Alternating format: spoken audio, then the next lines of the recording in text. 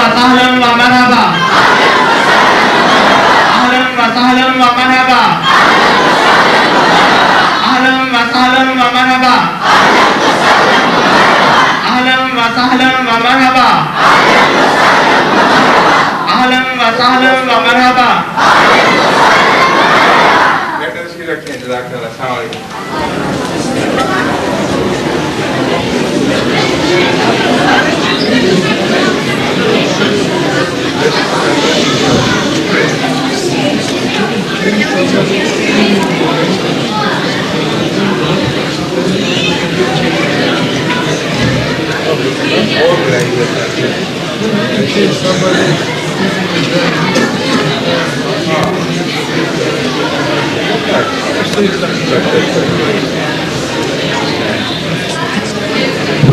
Now, what is the section of this question of session?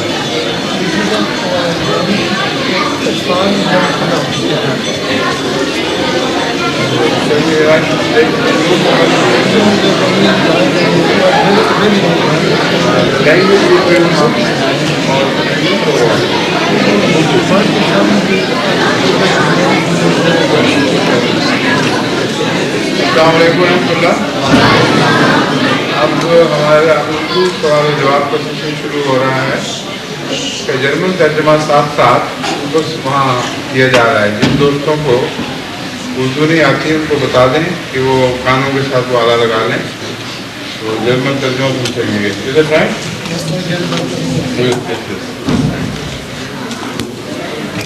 اور اگر کوئی ایسی زبان ہو جو مجھے نہ آتی ہو, جیسا کہ جرمن نہیں آتی, تو سوال اس میں ہو تو میں اس کو آلے کو لگاؤں گا تو کہتے ہیں بہراست ترجمہ کی آواز مجھے آ رہی ہوتی ہے. ٹھیک ہے. اب سوال جس نے کرنا ہے اس لائن میں, آپ پہلے بیٹھے ہیں لائن لگا کے سوالوں کے لیے. ٹھیک ہے, چلو شروع کرو. بسم اللہ. اپنا تعارف کراتے جاؤ ساتھ ساتھ. میرا نام عاطف ہے اور میرا سوال ہے جب کوئی فوت ہو جاتے ہیں تو اس کو سفید کپڑے کیوں پہناتے ہیں؟ سفید کپڑے پہناتے ہیں اس کو کیوں پہناتے ہیں؟ سفید کپڑے پہناتے ہیں جی. کوئی نہیں پہناتے سفید کپڑے. چادر سفید چادر میں نہیں بیٹھتے ہیں. کپڑے تو نہیں مجھے وہ پہناتے. تمہیں کیا پسند ہے, رنگ دار؟ ہاں, اس لیے دیکھو سفید جو رنگ ہے وہ بے داغ ہوتا ہے اور معصوم رنگ ہے سفید. اس لیے دعائیہ طور پر یہ اب دنیا سے رخصت جا ہو رہا ہے, اللہ اسے معصوم ہی سمجھے. ایک قسم کی عملی دعا کا اظہار ہے. سمجھے ہو؟ شکریہ. Assalamualaikum. Mein Name ist Rizwan Bashir und meine Frage ist, ich weiß, dass in Islam Selbstmord verboten ist, aber es gibt in Deutschland. Now you should translate in English. He is not listening to you. In Islam ist Selbstmord verboten, aber in Deutschland gibt es einige Fälle, also nicht einige, viele. Okay, it's better for you to tell me now. Also in Deutschland oder in Europa gibt es viele Fälle, wo Sterbehilfe geleistet wird. Zum Beispiel die Menschen, die alt sind und nicht selbst ernähren können oder nicht selbst verpflegen können oder sowas das Gleiche, die rufen einen Arzt an und der leistet dann eine Selbsthilfe. Ist das identisch mit der Selbstmord? Also wenn man das begeht, ist das wie eine Selbstmord? Oder wie steht Islam zu diesen Sterbehilfe? Also du meinst, wenn jemand an Maschinen angeschlossen ist in der letzten Zeit, dass man die Maschinen dann abstellt? Nein, das sind spezielle Doktor, die geben erstmal Schlaftabletten oder Schlafberuhigungsmittel und danach gibt es, wenn die geschlafen sind, also in Ruhe sind, dann gibt es Spritze, die einen und dann im Schlaf. Those who are really going to die, some doctors, they are helping them to die. They give them Translate it. If somebody is about to die, in certain cases there are special doctors, they are helping those patients, and sometimes they are helping them to increase the process or to fasten the process. Is it something like suicide, or what Islam is saying? this case? I think it's not legalized in Germany, is it? Nowhere. I don't know how he knows it. This process, so-called process of helping people to die sooner than they would normally do, is legally permitted nowhere in the world. So I don't know which country you are talking about. This is not practiced legally anywhere in Europe or in other Western world. Es wurde auch in der Grenze gezeigt, und zwar war es in... Azur hat erstmal gesagt, in keinem Land in Europa, vielleicht sogar in keinem Land der Welt wird das legal praktiziert. Das wird sehr stark diskutiert im Moment, aber bis jetzt wird es nirgendwo legal praktiziert. Aber in Holland ist das erlaubt, wie zum Beispiel bei Drogen. He's saying that in Holland it is allowed to practice. Are you coming from Holland? Kommen Sie aus Holland? Ich lebe in Deutschland. I saw here say I doubt if any country permits this. I'm going to Holland from Germany and I'll find out. Anyway, Islam does not approve of it. Because in the name of mercy, then murders can start being committed.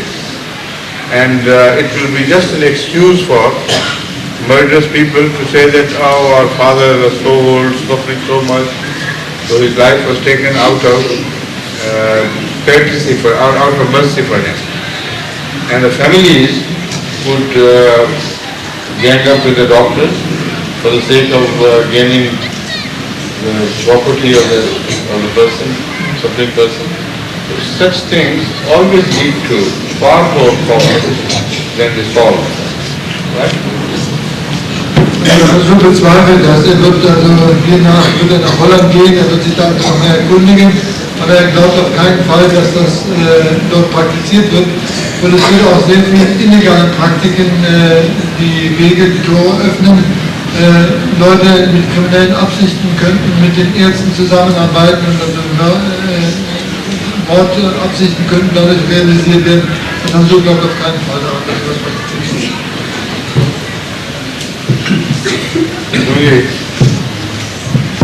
तुम भी अपनी German try करोगे या उर्दू? अच्छा हाँ बोलो। औरतें में शर्ट पटाखू लेती हैं। क्या हो गया?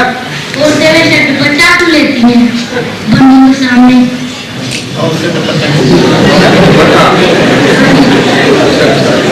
तो बुरा लगता है बट्टा आपको माँ? अच्छा लगता है? तुम्हें अच्छा लगता है? इसलिए इतनी अच्छा लगता है। शर्म और हया का निशान है। दुपट्टा सर पे रखो तो इसका मतलब है कि औरत हया वाली है, शर्म वाली है, इससे बेहुदा बात नहीं करती। और तुम अगर टोपी लो तो ऐसे ही है जैसे औरत ने दुपट्टा लिया हो, तो तुम टोपी को नहीं लेते। जिसको औरतें दुपट्टा पहनती हैं, मर्द अगर टोपी पहन के बैठें या टोपी पहन के बाजार में चलें तो उनको महसूस होगा कि वो ज़्यादा बावकार और शरीफ आदमी है, इसलिए वो हरकतें भी अच्छी करते हैं। फिर जो नंगे सर हो वो आज़ाद होता है, जो मर्जी करे। तो ये कुदरती तौर पर इन दोनों बातों का ताल्लुक है, समझे हो? कि टोपी पहन के चलने वाला बेहुदा हरकतें नहीं कर सकता, जिसने ना पहनी हो वो जो मर्जी करता चले। तो इस यही हाथ दुपट्टे का है, औरतों के लिए दुपट्टा, मर्दों के लिए टोपी, और तुम्हारे लिए बालों का जत्था। ठीक है?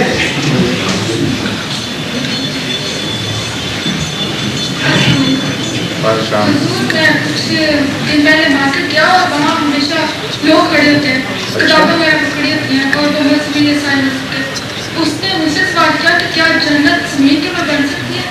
और क्या हो सकता है? जन्नत ज़मीन के ऊपर बन सकती है। हाँ, बन सकती है। मैंने सोचा कि हाँ बन सकती है, और वो कहता है कि वो या रूहों का ये इस तरह का क्या? रूहें या जो बहुत हो जाते हैं, फिर वो इतने लोग हाँ, जन्नत जो ज़मीन पर बनती है वो नेकी से बनती है। जन्नत में फसाद नहीं होता, शरारत नहीं होती, कोई भूखा नहीं मरता, हर एक का ख्याल रखा जाता है। अगर ऐसी हुकूमत हो जाए दुनिया में جو انسان کے بنیادی حقوق قائم کرے اور لوگ شریک ہو جائیں، کوئی مگنگ نہ ہو، کوئی جھوٹ فراڈ نہ ہو، تو اسی کو نام جنت ہے ایک قسم کا، سمجھے؟ تو دنیا کی جنت سے مراد یہ ہے کہ دنیا سے گناہ اٹھ جائے، فساد اٹھ جائے، اور ایسی اچھی سوسائٹی وجود میں آئے جس کے ساتھ دلوں کو تسکین ملے، سمجھے؟ کوئی بھوکا نہ رہے، کوئی ننگا نہ پھرے، ہر ایک کی ضرورت پوری ہو، کوئی کسی سے فراڈ نہ کرے. تو یہ بہترین جنت کا نقشہ ہے جو اس دنیا میں بن سکتی ہے. دوسری جنت بننے کے بعد ہوگی، اس کا ہمیں نہیں پتہ وہ کس قسم کی ہے، صرف اس کی مثالیں آئی ہوئی ہیں قرآن میں، لیکن اصل حقیقت کسی کو پتہ نہیں.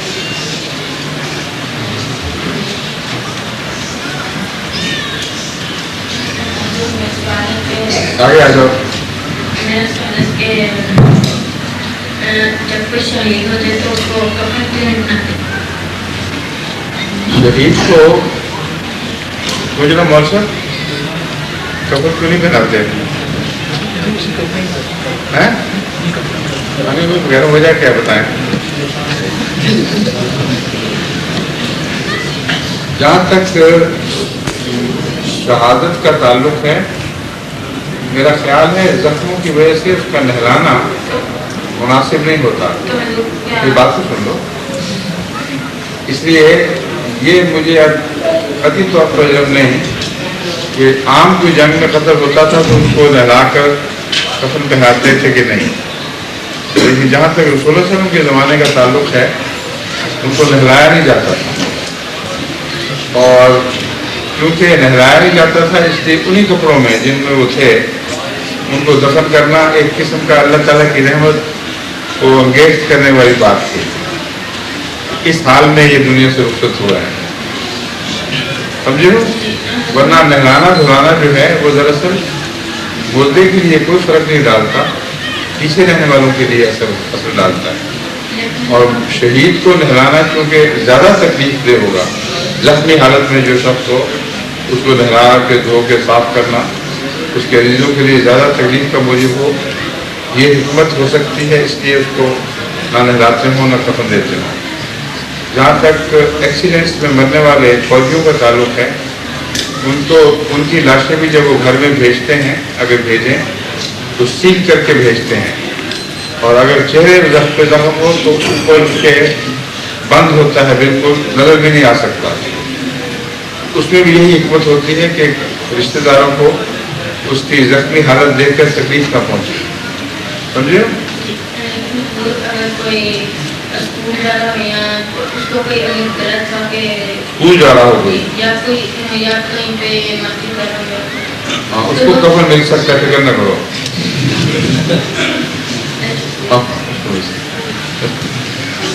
بڑی دور کی سوچ ہے. میرا نام عمران ہے. میرا سوال تھا، اگر کوئی بندہ وضو کیا اس نے اور کھانے میں جا رہا نماز پڑھنے اور وہ گر جائے اور اس کے ہاتھ گندے ہو جائیں تو اس کا وضو ٹوٹ جاتا ہے کیا؟ نہیں، ہاتھ دھو لے وضو نہیں ٹوٹتا.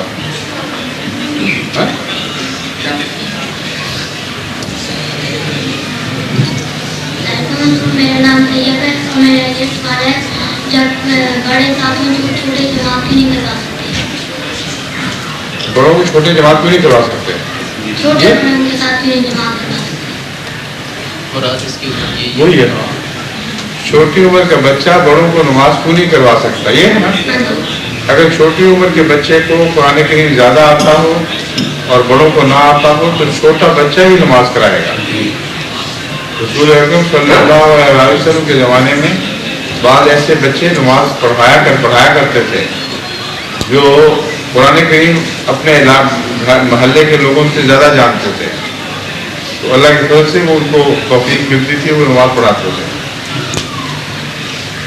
تم بھی قرآن سیکھو، اچھا سارے محلے سے آگے نکل جاؤ پھر نماز شروع کرا دینا.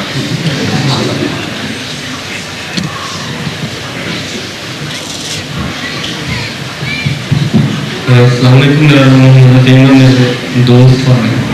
پہلا سوال کہ یہ جو چائنا میں آبادی کا اتنا جو بڑھ رہی ہے تو انہوں نے کئی قوانین بنائے ہیں کہ بات فہمی ہے کہ مخصوص बच्चे रख सकते हैं, और इस्लामी रूप से ये क्या जायज़ है या नहीं, जायज़ नहीं है। और फिर ये कैसे मतलब कि इस तरह आबादी का मसला जो है हल किया जा सकता है? आबादी का मसला जो है वो तो इन तरीकों से, आर्टिफिशियल तरीकों से हल नहीं होता। चाइना में भी जिनके बच्चे हो जाते हैं, उनको मारते तो नहीं ना, वो करते ये हैं कि उनसे मुराद छीन लेते हैं, और उसके नतीजे में फिर अमूमन नुकसान हो गया है कम बच्चों का। वरना जो बच्चा पैदा हो जाए उसको कोई दुनिया में मार नहीं सकता सिर्फ। इसलिए जो करना चाहते हैं उनके ज़्यादा भी होते हैं। कई लोग भी जाके मिलते हैं चाइना से, तो पता चलता है उनके कई बच्चे हैं, समझे। और फिर बाद इलाकों में ख़ास तौर पर अभी तक ज़्यादा बच्चों का रिवाज है, उसको कोई नहीं रोक सका। बाकी आर्टिफिशियली बच्चों की तादाद कम करना और आबादी को कंट्रोल करना ये मुमकिन नहीं है। उसकी वजह यह है कि बाद दफ़ा जंगों में या और वबाओं में लोग कसरत से मर जाते हैं, जिनका एक एक बच्चा हो उनकी तो नस्लें मिट जाती हैं। और बाद दफ़ा फिर ऐसे मुल्कों में वैसे ही अल्लाह ताला की तरफ से ये पकड़ आती है कि आगे बच्चे नहीं होते और आबादी बराबर नहीं रहती, बल्कि फिर बाद दफ़ा उल्टा असर हो जाता है। अब नॉर्वे डीपॉपुलेट हो रहा है। वहाँ शुरू में रुझान था कि बच्चे ना ज़्यादा हों, एक एक बच्चा हो। अब उनको मुसीबत पड़ी हुई है कि जो गैर मुल्की वहाँ हैं उनके तो बच्चे हो रहे हैं और नॉर्वेजियंस के होने बंद हो गए हैं, और उनको ख़तरा है कि अगर यही हिसाब रहा तो ये मुल्क गैरों के हाथ में चला जाएगा। इसलिए उन्होंने कानून ऐसे बनाए कि जो बच्चे ज़्यादा करे, वहाँ उल्टा हिसाब है, जो ज़्यादा बच्चे करे उसको ये रियायतें मिलेंगी, ये सहूलतें मिलेंगी। अब वो मुसीबत ये है उनको कि एशियन ही वो पैसे भी खा जाते हैं तो ज़्यादा बच्चे एशियन की गाड़ी हो रहे हैं। तो अल्लाह के जो कानून है उससे लड़ाई नहीं की जा सकती। मिसाल के तौर पर अगर यही जो अफ्रीका का हाल है कि क्योंकि ये है कि हर बच्चे का जो मतलब इंसान का जो खुराक का जिम्मा लिया हुआ है, और अफ्रीका में अगर ये सोच कर आदमी कि मेरे पास तो कुछ खाने के लिए और वो अब ना बच्चे मतलब इतना है, तो क्या ये जायज़ है? मैंने आपको बताया कि मना है कुरान शरीफ में, और इससे कोई ताल्लुक नहीं है।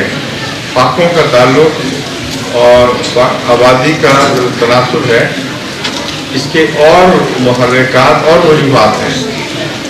जब अफ्रीका की आबादी बहुत कम होती थी उस वक्त भी बड़े बड़े कहत आया करते थे। हज़रत यूसुफ के ज़माने को कितनी देर हो गई है, तुम्हें अंदाज़ा है? तकरीबन 4-5 हज़रत मूसा अलैहिस्सलाम से तकरीबन 300 साल पहले थे या 200 से ऊपर। तो इसका मतलब ये है कि 2000 जमा 1300 2300 साल, और फिर कोई 2600 साल के करीब, 2500 ना ज़्यादा 3500 बताओ, 1300 साल जमा 2000 31 साल 33 3,500 साल से ज़्यादा अरसा हो गया है। उस वक्त आबादी कितनी थोड़ी होगी, 3,500 साल पहले दुनिया की आबादी बिल्कुल मामूली थी, और क्या है देखो कितना सस्ता है। और भी दुनिया की तारीख से पता चलता है कि थोड़ी आबादियों में भी जब कैद आने हो तो कोई रोक नहीं सकता। और आजकल जहाँ ज़्यादा आबादी है वहाँ खुराक भी ज़्यादा है। अल्लाह ताला ने ऐसे ज़राए अता फरमा दिए हैं कि अगर अकल से इंसान इस्तेमाल करे तो खुराक भी ज़्यादा तेज़ रफ्तारी से पैदा की जा सकती है और होती है एक वक्त में। लेकिन बेहिसी है लोगों की। जिन दिनों में सूडान भूखा मर रहा था और भी अफ्रीकन ममालिक में बहुत कैद थे, यूरोप का मसला यह था कि एक्स्ट्रा फूड को क्या करें। चुनाचे इनके यहाँ बात खबरें ऐसी आ रही थी कि गोश्त के पहाड़ लग गए हैं और उसको डंप कहाँ करें। किसी को ये ख्याल नहीं आया कि अफ्रीका भूखा मर रहा है, उनको ये गोश्त मुहैया कर दें।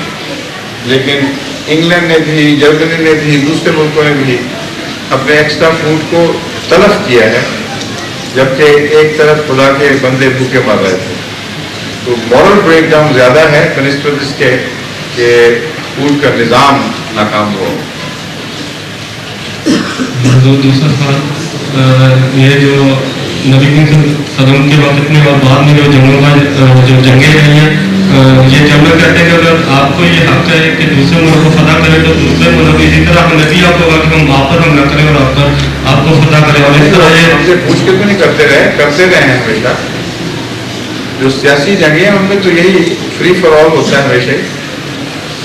आपकी बात नहीं है, वाकयाती तौर पर ये दुरुस्त है कि सियासी जंगें बेअसूल तौर पर लड़ी जाती हैं, और जहाँ भी ये ख्याल हो कि ताकत ज़्यादा है हमला कर दो, वो मजहबी जंग नहीं होती, सियासी जंग है। हमें इस्लाम की हर जंग को मजहबी बनाकर उसको डिफेंड करने की कोई ज़रूरत नहीं। अगर हम करेंगे तो हमारे अंदर तासुब पैदा होगा, झूठी बात है। वाक़या ये है कि हज़रत सल्लल्लाहु अलैहि वसल्लम और खुलफा के ज़माने में तो वो जो जंगें थी उनका आगाज़ दिफा की वजह से हुआ था। जब तक वो किसी नतीजे तक नहीं पहुँची उस वक्त तक वो सारी जंगें दिफाई जंगें थी, और इस लिहाज से मजहबी जंगें भी थी। बाद में जब मुसलमान हुकूमत खिलाफत से अलग हो गई तो फिर वो दुनिया की हुकूमत के रिवाज उनमें भी जारी थे। ना दुनिया को उन पर एतराज़ कहा, ना उनको दुनिया पर एतराज़ कहा। समझे?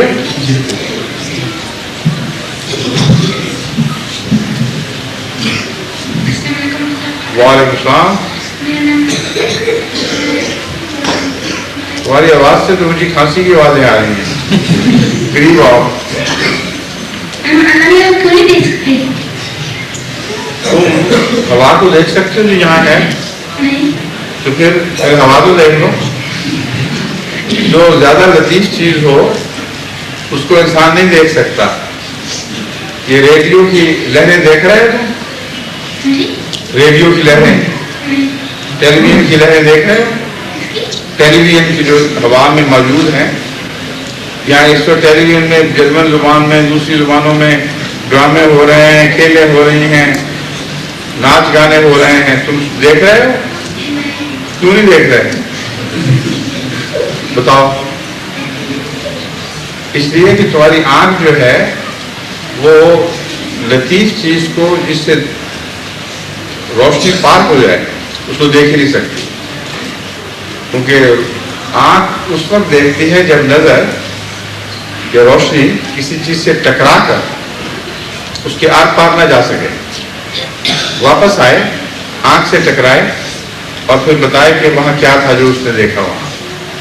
तो दरअसल रोशनी देखती है, लेकिन जब किसी चीज़ से टकरा कर वापस आकर आंख में दाखिल होती है तो उसको खबर देती है कि वहाँ क्या है। समझे? अल्लाह ताला से कोई चीज़ टकरा के वापस आ ही नहीं सकती, क्योंकि वो लतीफ़ुल खबीर, वो सबसे ज़्यादा लतीफ़ ज़ात है। इसलिए नामुमकिन है कि आंख उसे देख सके। समझे?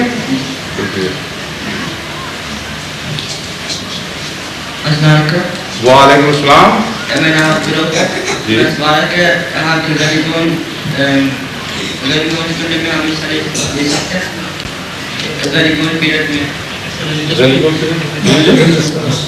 रिलीजियस पीरियड होता है, उसमें हिस्सा ले सकते हैं? क्यों नहीं? सिर्फ उनकी झूठी इबादत में हिस्सा नहीं लेना, हिस्सा लो, तबलीग भी करो, क्या नुकसान है उसमें? ठीक है?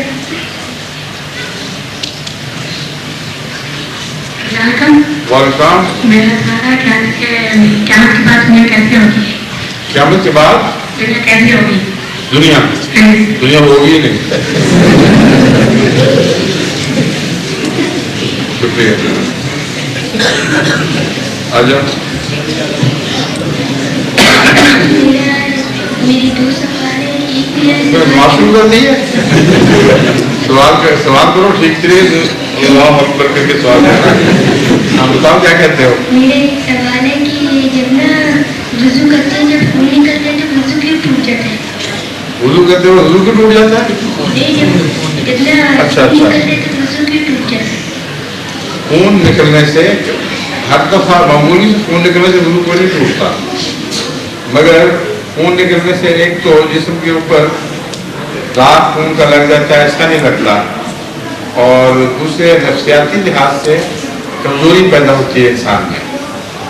तो जब इंसान वजू करे तो फिर ताज़ा दम हो जाता है, इसलिए खून के निकलने से जो कमजोरी का एहसास या गंदगी का एहसास है उसको दूर करने की खातिर अल्लाह ताला ने फरमाया कि दोबारा वजू करो। समझे? और मेरे दूसरे सवाल था कि हम श्वाइन क्यों नहीं खा सकते? श्वाइन बड़ी बेहुदा चीज है, गंदी चीज। पहले था और फिर मैं खाओ।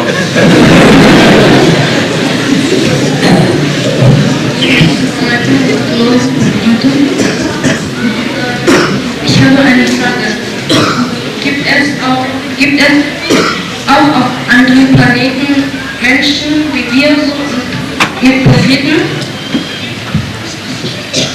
दूसरे सियारों के भी क्या इंसान है? हाँ, कुरान करीम के मुताबिक दूसरे सैयारों में भी इंसान मौजूद हैं। इंसान नहीं, जानदार चीज़ें, ऐसे लोग मौजूद हैं जो खुदा की इबादत करते हैं और खुदा की तस्बीह करते हैं। समझे? समझे नहीं? इसको कौन समझाएगा? इसके कान पे कुछ नहीं लगा हुआ था। Er hat gesagt, dass es auch anderes Leben auf anderen Planeten gibt. जो है very nice.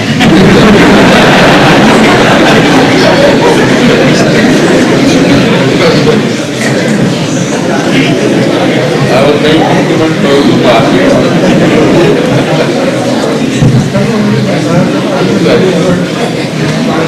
Yes, please. तो एक फिजिक्स में वो थ्योरी है क्वांटम फिजिक्स है, क्वांटम फिजिक्स। हाँ, तो उसमें कहा जाता है कि जो इलेक्ट्रॉन होते हैं वो एक कॉरिडोर से गुजरते हैं, तो जब गुजरते हैं तो उनका पता नहीं लगता, कहीं कोई इस तरफ चले जाते हैं, कोई इस तरफ चले जाते हैं, कोई दरमियान में। तो बात यह है कि उसका हिसाब नहीं किया जाता। तो ये आइंस्टाइन लिखा, उसको बड़े सिंसियरिटी कहता है, खुदा जो है वो गीटे की तरह नहीं करता, खुदा गीटे से हिसाब। तो मेरे डैडी से मैंने पूछा, मैंने कहा इसके पीछे हो सकता है कि कोई वो साइंसदान तो कहते हैं इसके वो जो बात आप बता रहे हैं ये मुकम्मल नहीं है। वो दाएं और बाएं दो से गुजरों से जो गुजर सकते हैं, अगर उनको कैलकुलेट किया जाए तो नहीं सिर्फ दाएं से गुजरते हैं, नहीं सिर्फ बाएं से गुजरते हैं, इसलिए एक रैंडम कुछ भी नहीं है। आइंस्टाइन की बात भी दुरुस्त है, क्योंकि वो जो अनसर्टेनिटी थ्योरी है ना, हाँ, अनसर्टेनिटी थ्योरी, उसके रूप से अगर महज इत्तेफाक होता तो ये जरूरी नहीं था कि इधर से गुजरे, इधर से उधर से गुजरे, सारे एक तरफ से भी गुजर सकते थे, मगर कोई कानून चल रहा है जो उनको कंट्रोल करता है, और नहीं सिर्फ एक तरफ से गुजरते हैं, नहीं सिर्फ दूसरी तरफ से गुजरते हैं। वो उसकी औस तो उसकी दरमियान में निकलती है, मगर वो एक जब गुजरता है उसका आदमी कह नहीं सकता किस तरफ जाता है। हाँ, कोई नहीं कह सकता, अनप्रेडिक्टेबिलिटी है जी। इंसान जब गीटे को जब फेंकता है इंसान, पता नहीं होता 6 आता है इसका क्या आता है, वो इतना पता होता है कि इसमें अगर 6 बहुत सारी बाजियां करें तो उसकी 6 जो उसकी छठा हिस्सा जो है वो 6 हो। जरूरी नहीं है ये भी सही, ये भी जरूरी जरूरी। सवाल तो आपका समझ आ गई है, मगर इसका मजहब से कोई ताल्लुक नहीं है।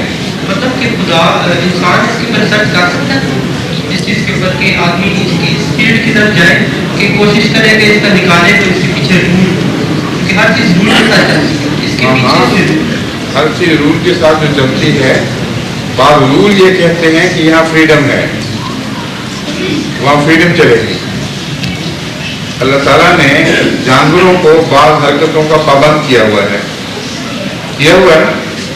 मसलन शेर है और चीता है, भेड़िया है, वो गोश्त खाएंगे, सब्जियां नहीं खाते, दालें नहीं खाते। भूखे मर जाएं कुछ भी नहीं खाएंगे, लेकिन इंसान को अल्लाह ताला ने फ्रीडम दे दी है। वो कुछ गोश्त खोर हैं, कुछ सब्जी खोर हैं, कुछ दोनों चीज़ें खाते हैं, तो आप उसको कहें कि कोई असूल नहीं, ये गलत है। ये भी एक असूल है कि बाज़ जगहों में बाज़ ख़ास स्पीशीज़ को फ्रीडम ऑफ चॉइस मिल गई है और उसके और मकासद हैं, समझे?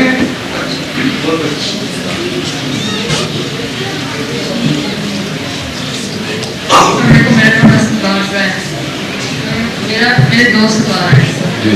मेरा सवाल है कि एमडी को ये दुरुस्त बात है ना कि एमडी मना गैर एमडी के पीछे नमाज पढ़नी जी, तो जब हज करने चलते हैं तो उधर भी तो गैर एमडी के पीछे नमाज उनको अपनी अलग नमाज पढ़नी चाहिए, पढ़ते हैं अलग।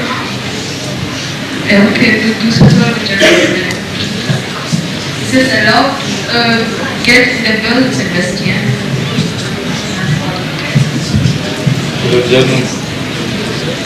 Is this allowed to discuss getting judges in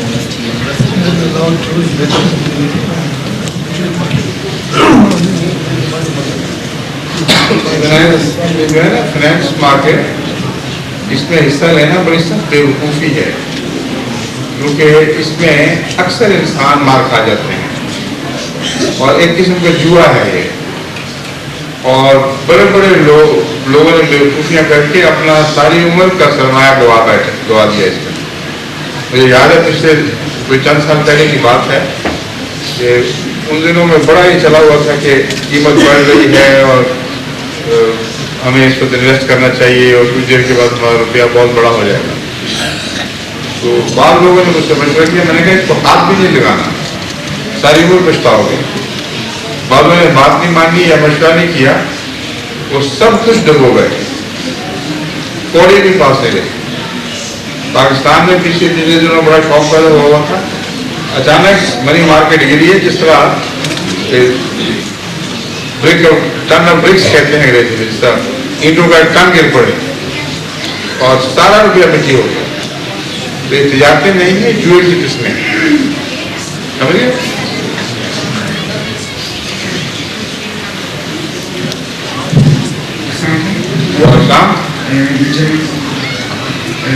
Meine Frage ist, wo man die Ahmad ist immer nachgewertet und der Ahmad ist immer dient. Weil die Ahmad ist etwas tief Not always, ये गलत है बात आपकी।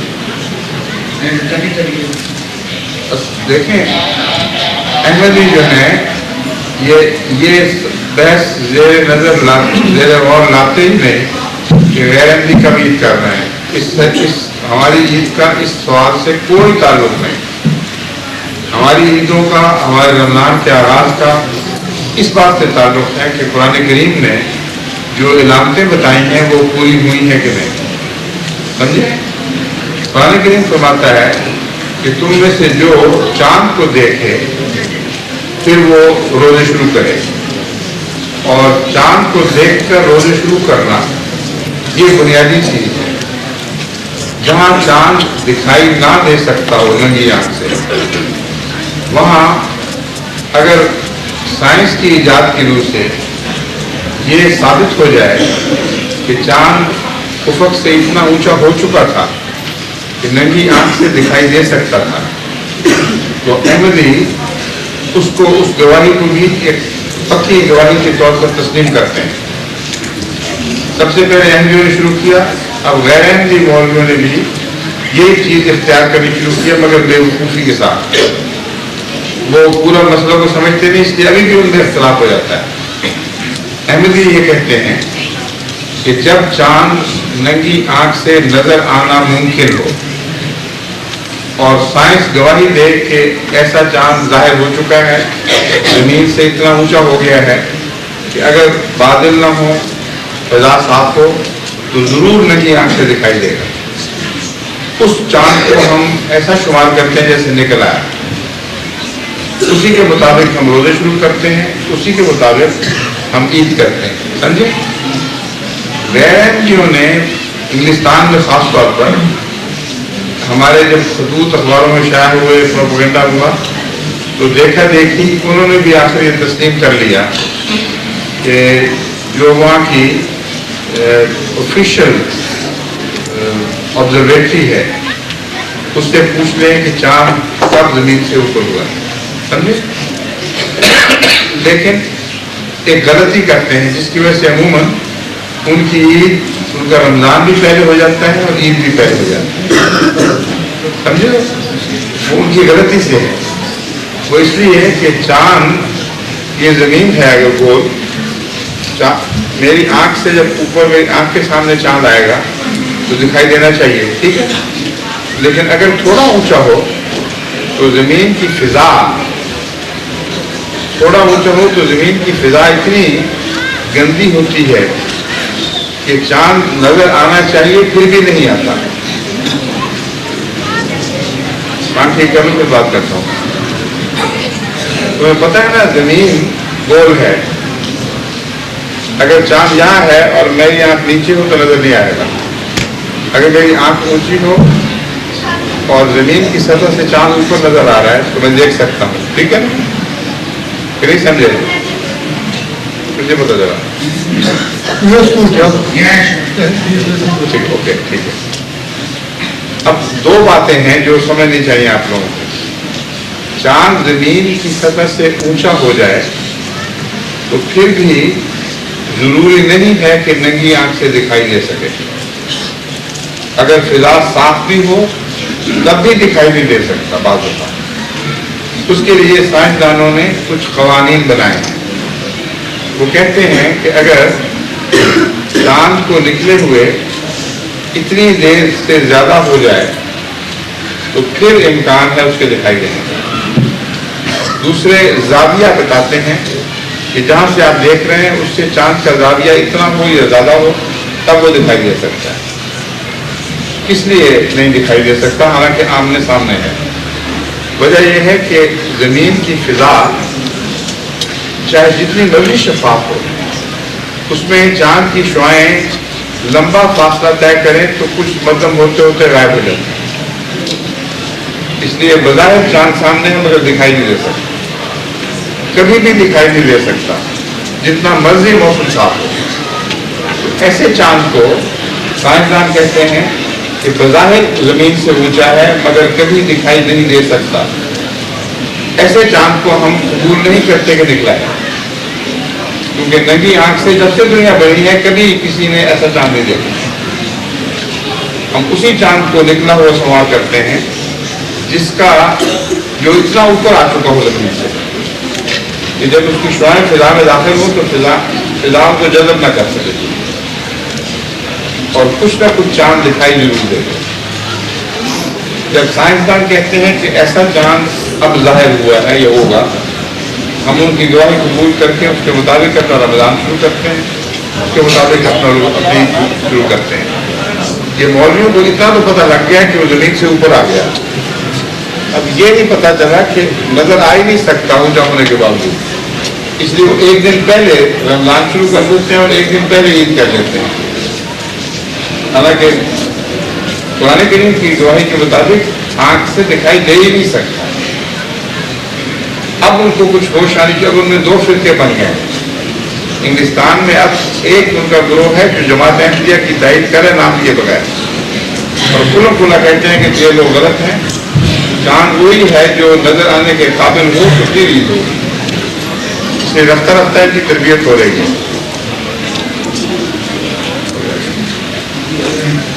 Zweite Frage. Es gibt Kriege in Pakistan gegen Ahmad. Kann man die brechen? Also wenn es eine andere Präsident kommt, kann die Kriege brechen? Wenn eine andere Regierung kommt, Ja, eine andere Präsident. wer raus in Pakistan ist Muslim, und andere Muslims ist der Chance to break it aus. No. No government is honest enough to do that. کسی حکومت میں اتنا انصاف نہیں اور کوئی حکومت اتنی بہادر نہیں ہے کہ انصاف دیکھتے ہوئے سمجھتے ہوئے وہ انصاف پر عمل بھی کر سکے. اس لیے کسی سیاسی حکومت سے کوئی توقع نہیں ہے سوائے اس کے کہ بیرونی دنیا کا دباؤ ان پر اتنا زیادہ پڑ جائے وہ سمجھیں کہ دنیا کی باہر کی دنیا ہماری حکومتوں کو سپورٹ ہی نہیں کرے گی اگر ہم یہ قانون نہ توڑیں. صرف اس صورت میں اپنی خود غرضی کی خاطر وہ قانون بدل سکتے ہیں, ورنہ کوئی ضرورت نہیں.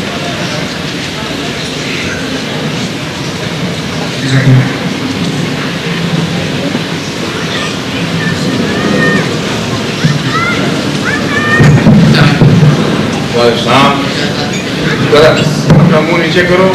ہاں ابھی آواز والی کیری نہیں ہوئی. مائکرو فون قریب منہ کر کے بات کرو.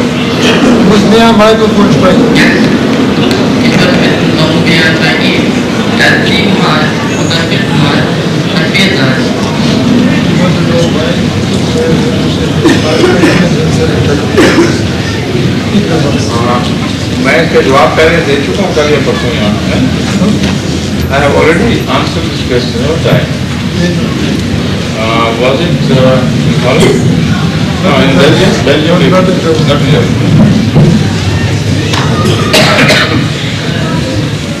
Gibt es in den Hörern? He can understand. You can't understand Urdu. He understands, but he cannot speak. ٹھیک ہے سر.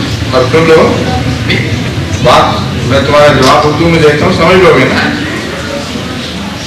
جو عید کی تکبیریں ہیں یہ سیلیبریشن کا مظہر ہے.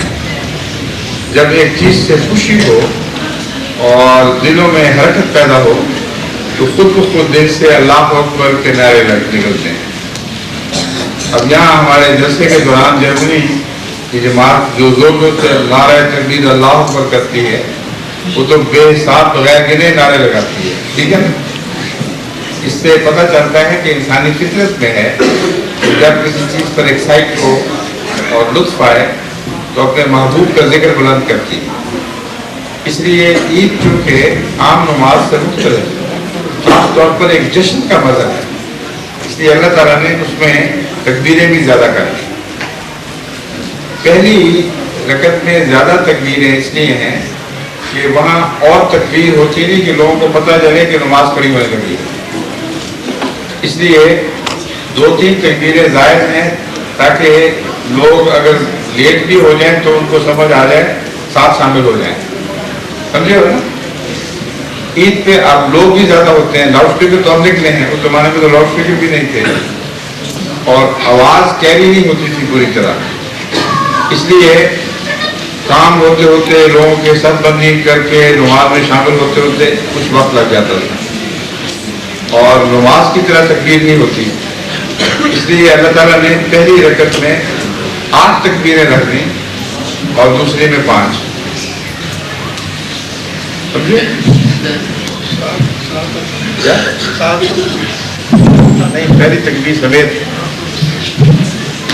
جو 6 تکبیریں دوسری ہیں ان کو میں اس لیے 6 نہیں کہہ رہا, وہ زمین سے اٹھتے وقت کی تکبیر ہے. جو 8 تکبیریں انہوں نے پہلی تکبیر دی کھڑے ہوئے ساتھ شامل ہے. السلام علیکم, میرا نام ساؤل فتور ہے.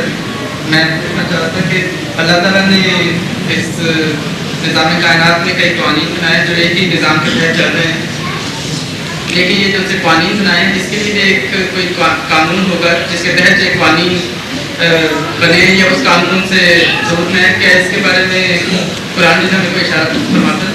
ہاں, کثرت کے ساتھ صفات باری تعالیٰ کی مظہر ہے یہ دنیا. اس لیے تمام قوانین صفات کے تابع ہیں. ان میں رحمانیت بھی ہے, رحیمیت بھی ہے, ان میں سزا دینے کی طاقت بھی ہے. ان سے اگر صحیح فائدہ اٹھایا جائے تو بہت برکتیں بھی دیتے ہیں. تو جتنے بھی قوانین ہیں وہ اللہ تعالیٰ کی صفات کے مظہر ہیں. یہاں سے ایک اور اس معاملے میں سوال اٹھتا ہے, وہ یہ کہ اس سے پھر خدا تعالیٰ کی وحدانیت کا کیسا ثبوت دیا جا سکتا ہے جبکہ اتنی ساری صفات ہیں؟ وحدانیت کا ثبوت تو اس سے بڑا اور کہاں ملے گا. اتنے بے شمار قوانین ہیں مگر کوئی بھی آپس میں متصادم نہیں. جتنے قانون زیادہ ہوں اتنا ہی اگر کوئی اس کا نگران نہ ہو, بنانے والا نہ ہو, ان کی آپس میں ٹکرانے کا احتمال بڑھ جاتا ہے. اگر 10 قانون دان ہوں تو لازم ہے کہ آپس میں اختلاف ہوگا.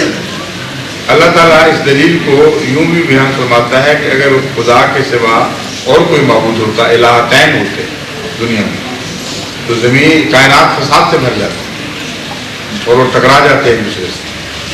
تو ان سب قوانین کا نہ ٹکرانا، جس طرح بھی آپ سے پہلے ایک طالب علم نے حوالہ دیا تھا آئنسٹائن کا، وہ خدا کا اس طرح تو قائل نہیں تھا جس طرح ہم لوگ قائل ہیں، مگر یہ اس بات پر اس نے حیرت کا اظہار ضرور کیا ہے کہ ساری کائنات میں ایسا کامل توازن ہے، اتنا پرفیکٹ بیلنس ہے کہ عقل جو ہے وہ حیرت زدہ ہو جاتی ہے کہ یہ کیوں اور کیسے ہو رہا ہے.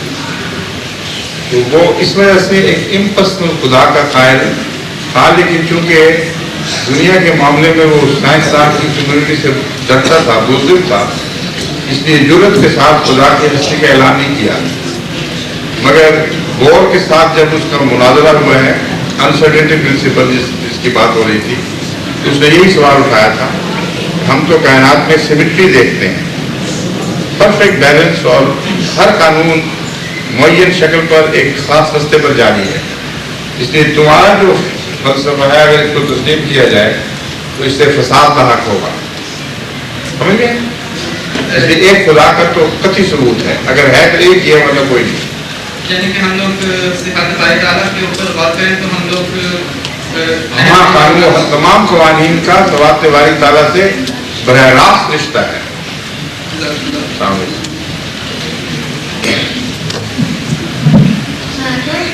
وعلیکم السلام. وہ جو کراٹے والے نہیں، اس کی بھی شکل ملتی ہے. ہاں لوگ سمجھ لائے گا. میں کہہ رہا کراٹے والے ذرا سے بات کریں. ہاں جی بتاؤ. اپنے گھر میں کون سی زبان بولتے ہیں؟ حضرت صلی اللہ علیہ وسلم اپنے گھر اور باہر بھی عربی بولتے تھے. عربی اور میں نے سوال ہے کہ جب نماز پڑھتے ہیں تو عربی میں پڑھتے ہیں نا، اور جن لوگوں کو نماز نہیں آتی وہ جرمن میں یا انگلش میں پڑھ سکتے ہیں؟ نہیں، عربی ضروری ہے، کیونکہ عربی میں جو ہم پڑھتے ہیں اللہ تعالیٰ نے سکھایا ہوا ہے.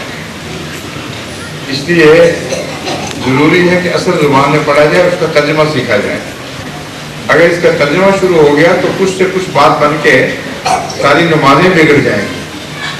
اس لیے بہت ضروری ہے کہ اصل زبان کو سٹک کیا جائے اور اس کا ترجمہ سیکھ کر اس کا مفہوم سمجھ کر وہ الفاظ ادا کیے جائیں. ٹھیک ہے.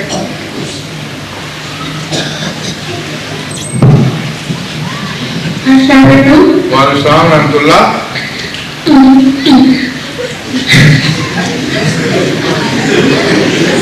تم تو لگتا ہے جوکر بن کے آئے ہوئے.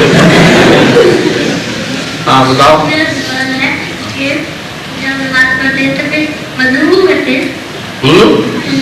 تم اس طرح گندے گندے نماز پڑھو گے. تم کھانا کھاتے ہو تو منہ ہاتھ نہیں دھوتے ہیں؟ کیوں دھوتے ہو؟ حضور نماز پڑھنے کے لیے اچھی چیز کرنی ہو تو انسان صاف ستھرا ہو کے کرتا ہے. اسکول جاتے ہو تو منہ ہاتھ دھو کے تیار ہو کے جاتے ہو. ٹھیک ہے نا. تو اس لیے جب تم یہاں آئے تھے تو تیار ہو کے آئے تھے نا. جب اچھی چیز ہو تو انسان اس کی تیاری کرتا ہے. وضو سے نماز کی تیاری ہوتی ہے. ٹھیک ہے.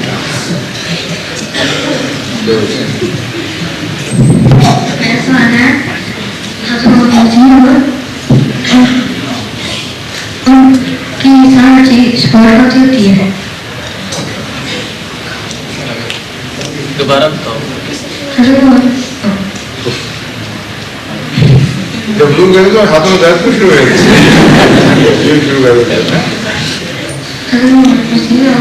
ان کی کام چیز بہت ہوتی ہے.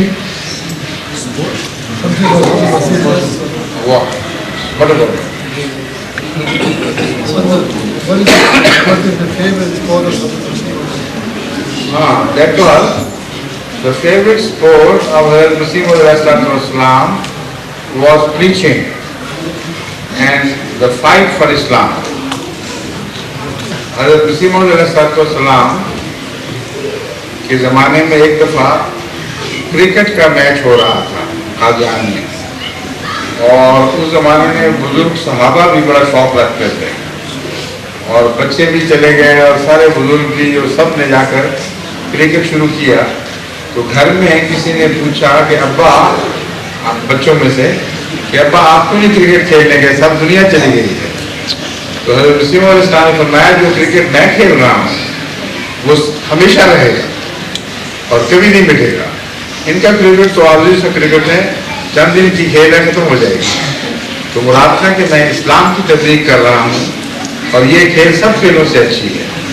سمجھ گئے؟ ٹھیک ہے، اتار لو. السلام علیکم. میرا سوال یہ ہے کہ سب سے پہلے آدمی دنیا میں کیسے بنا تھا؟ سب سے پہلا آدمی جو ہے وہ لمبی کہانی ہے، تمہیں سمجھ نہیں آگی اس بات کی. سمجھے؟ آہستہ آہستہ ایوالو ہوئی ہے دنیا. خدا نے جو زندگی قائم کی ہے شروع میں، آج سے 4.5 ارب سال پہلے یہ دنیا بنی ہے، 4.5 بلین ایئر پہلے. اور 3.5 ارب سال پہلے اس دنیا میں خدا تعالیٰ نے جن پیدا کیے تھے پہلے. سمجھے؟ اور آگ سے پیدا کیے تھے. اور وہ جن کیا تھے؟ جراثیم. ایسے جراثیم جو براہ راست آگ سے گرمی لیتے تھے. اور پھر لمبے عرصے تک ان کی حکومت رہی اس دنیا میں جنوں کی، جن سے مراد ہے جراثیم. سمجھے؟ اور اس کے بعد ان کی لاشوں نے سمندر میں عفونت پیدا کی. جراثیم نے مر کے، اور کچھ اور بھی کیمیکل ایوالو ہوئے. ان سے پھر تقریباً 1 بلین سال پہلے اس زندگی کے ذروں کا آغاز ہوا جس سے آخر انسان بنا ہے. سمجھے؟ اور رفتہ رفتہ بنا ہے، ایک دم نہیں بنا. آخری دفعہ جب انسان جانوروں سے الگ ہوا ہے تو اس وقت بھی ایک دم انسان نہیں بنا. اس کی 2 شکلیں ہیں، ایک ہے ہومو ایریکٹس اور ایک ہے ہومو سیپین. ہومو ایریکٹس وہ انسان تھا جو جانوروں سے شروع میں اس طرح الگ ہوا اور ممتاز ہوا کہ وہ بجائے 4 پاؤں پر دوڑنے پھرنے کے سیدھا کھڑا ہو گیا. اس کی ریڑھ کی ہڈی میں اللہ تعالیٰ نے وہ تبدیلیاں پیدا کر دی کہ جس کے نتیجے میں اس کا نہیں تھا بلکہ سیدھا چلنے لگا. لیکن ابھی اس کا دماغ اتنا بڑا نہیں ہوا تھا کہ وہ دماغی لحاظ سے دوسرے جانوروں سے الگ ممتاز ہو سکے. سمجھے؟ اس لیے اس کو انسان کی شکل کا جانور کہتے ہیں. انسان کی شکل کا سیدھا چلنے والا جانور. اور پھر اسی سے ترقی کرتے کرتے جب دماغ اس کا ڈیولپ ہوا ہے تو پھر وہ اس کا جو سر کا سائز تھا یہ بھی بڑھ گیا اور اس کے اندر زیادہ دماغ آ گیا. پھر اس نے تہذیب سیکھنی شروع کی انسانی. پھر رفتہ رفتہ اللہ تعالیٰ نے اس کو زبان سکھائی اور اس کو کہتے ہیں ہومو سیپین. سمجھے؟ تو یہ بہت لمبا عرصہ لگا ہے، آہستہ آہستہ ترقی ہوئی. شکریہ. اور شام کچھ نہیں پتا لگ رہا، نہ جرمن نہ اردو، کچھ نہیں سمجھ آئے. ہاں قریب ہو جاؤ، نیچے سے منہ قریب کرو اس کے، یہاں سے بات کرو، پیچھے ہو جائے آپ. Mein Name ist Mohammed und meine Frage ist zum Beispiel Macker und ich will halt machen. Warum muss ich weiße Kleider und einen Glatz machen?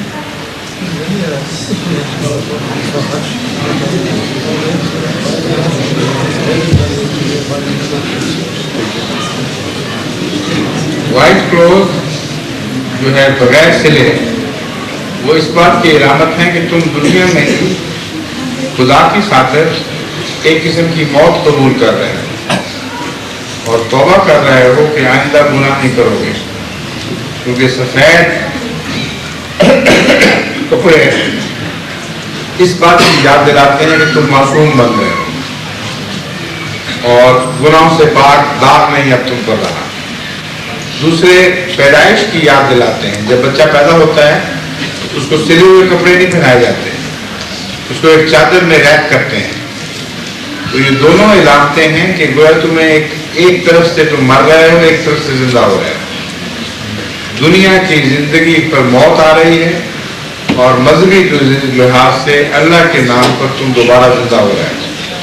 ये पैगाम है उसमें, उन कपड़ों में। और सर मुड़ाने का भी किसी नई जिंदगी से ताल्लुक है। जब बच्चा पैदा होता है तो उसका सर मुड़ा जाता है, ये बताने के लिए दरअसल कि ये खुदा की खातिर वक्फ है।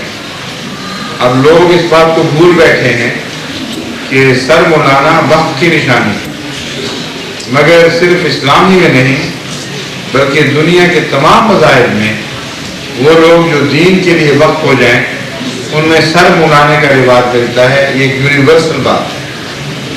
ईसाइयों में नन्स सर मुड़ा देती हैं, बुद्धों में भिक्षु सर मुड़ा देते हैं, हिंदुओं में साधु सर मुड़ा देते हैं।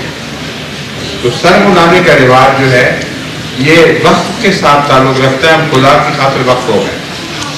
तो हज के दौरान सर मुड़ाना यही इलामत है कि तुम गुनाहों से पाक होकर एक नई जिंदगी इख्तियार कर रहे हो और आज से तुम अपने आप को खुदा के लिए वक्त समझो। समझ गए?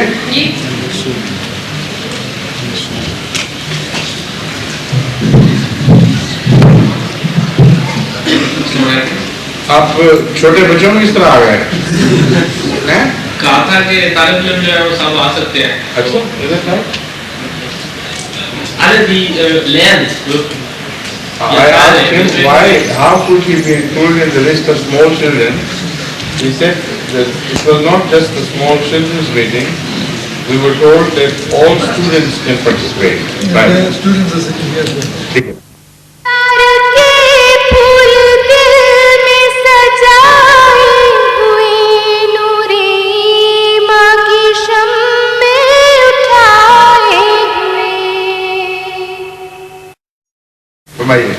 मेरा खान मेरा नाम है और मेरा सवाल ये था कि रूह क्या चीज़ है?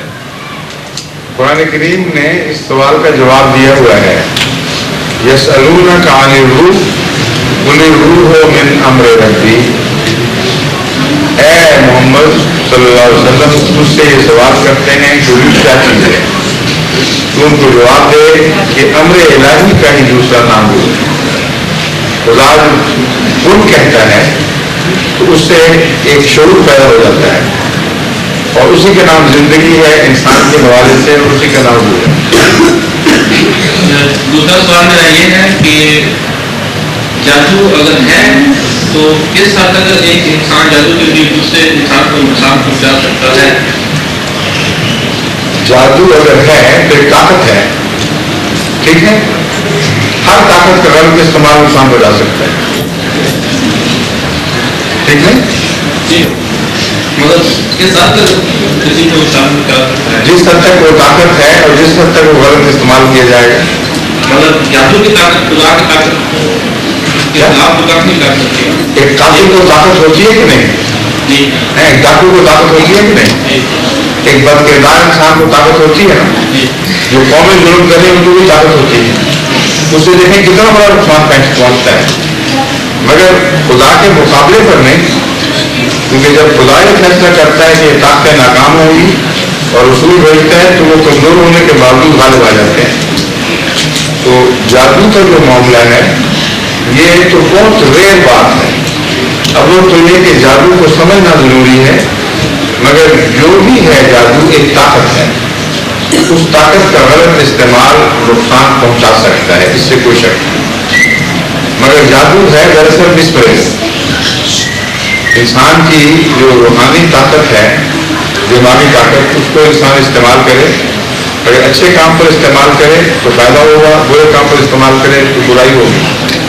हज़रत मूसा अलैहिस्सलाम के ज़माने में फ़िरौन के जादूगरों ने उसको बुरे मानों में इस्तेमाल करना चाहा, اور لوگوں کو دھوکہ دینا چاہتے ہیں.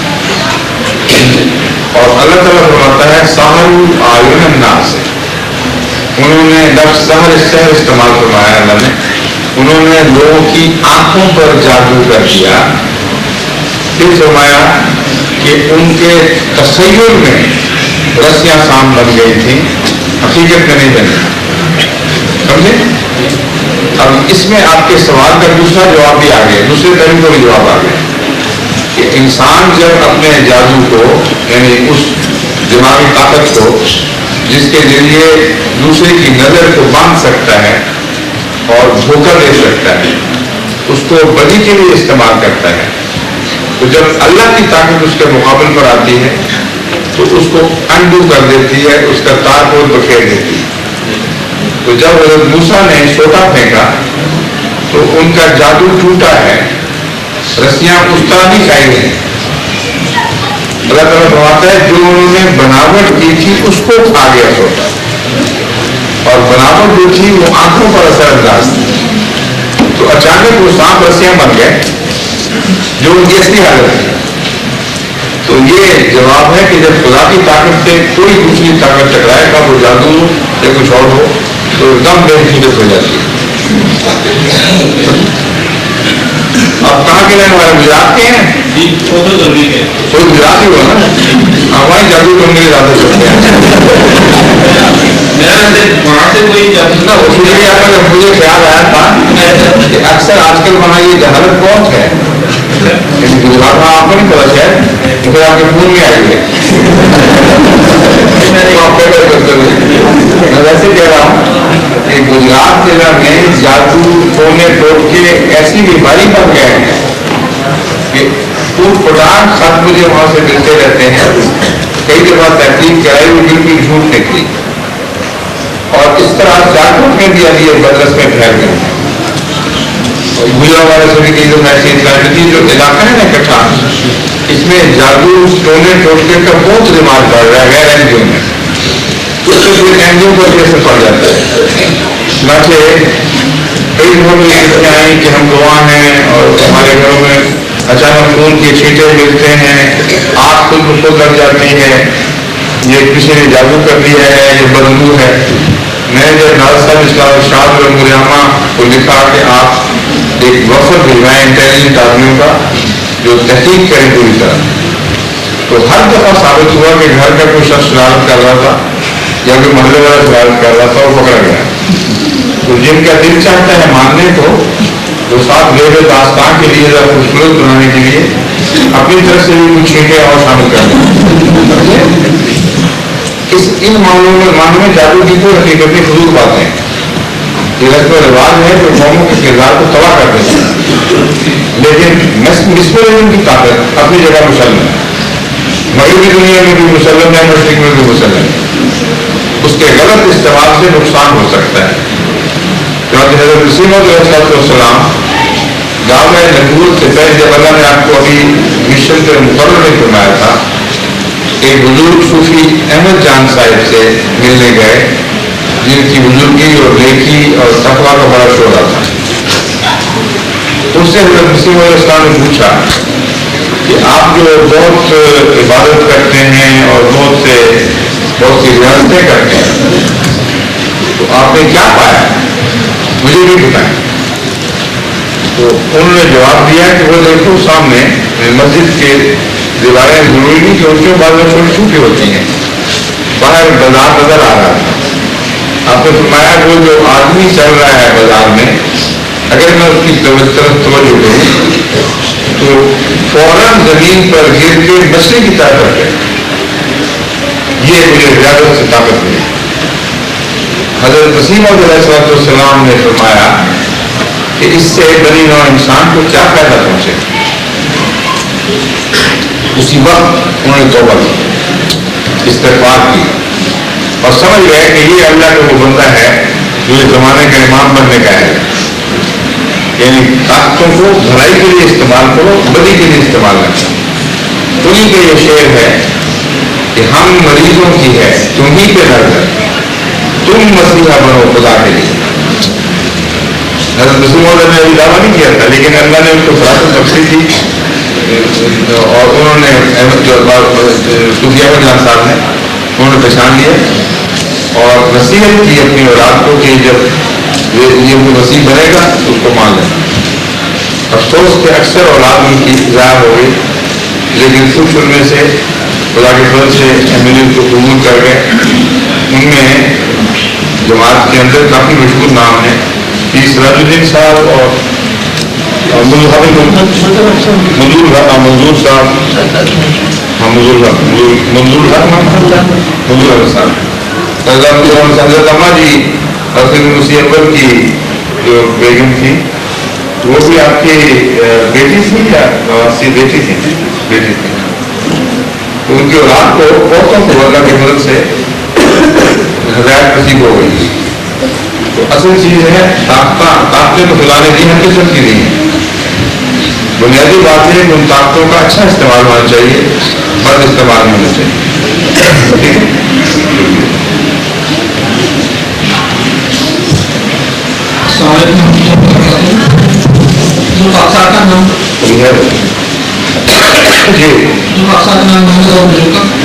تین سوال ہیں.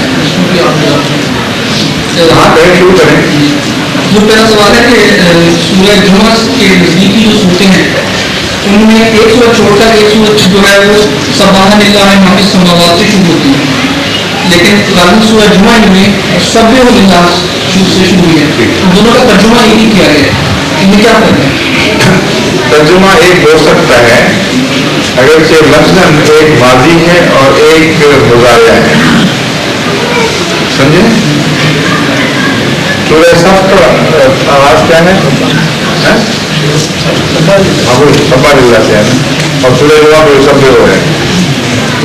اصل میں سبحہ یا ماضی کے اور ایسے کلمے جن میں یہ کہا جاتا ہے کہ یہ بات ہو گئی. قرآن کریم میں آئندہ کی کئی خبروں کے متعلق استعمال ہوتا ہے. ایسی باتیں جو آئندہ رونما ہونے والی ہیں اور ابھی نہ ہوئی ہیں لیکن اتنی یقینی ہیں کہ وہ ہو چکی ہیں، ان کے لیے ماضی کا صیغہ استعمال ہوتا ہے. سمجھیں؟ یہ تو خیر گزارا بن جاتا ہے اذا کی وجہ سے، مگر اس کے علاوہ بھی بہت سی ایسی صورتیں ہیں جن میں آئندہ زمانے کی خبریں ہیں یا قیامت کے بعد کی خبریں ہیں. وہ سارے ماضی میں بات چلا رہے ہیں. اس کی حکمت یہ ہے کہ یہ بتانا مقصود ہے کہ قطعی طور پر یہ بات ہو گئی.